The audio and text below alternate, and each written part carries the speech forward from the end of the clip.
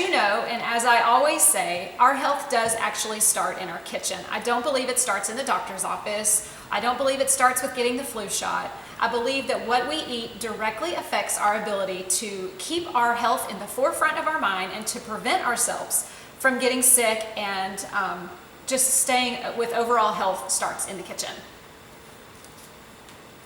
So I like to call this conscious eating.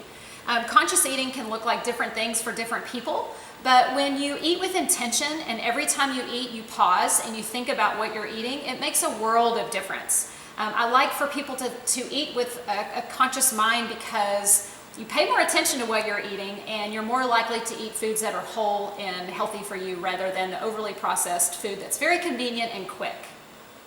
Because we all know that life is busy, right? We sit at our desk and work all day. We are running around, driving around, running errands, and being taxi parents all the time. And then oftentimes, how often do you do this? You eat while you're working.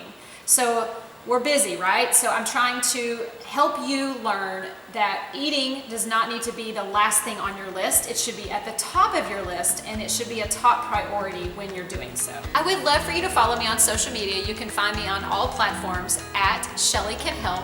You can also head to my website, shellycanhelp.com, and if you ever have questions, you can email me, info@shellycanhelp.com.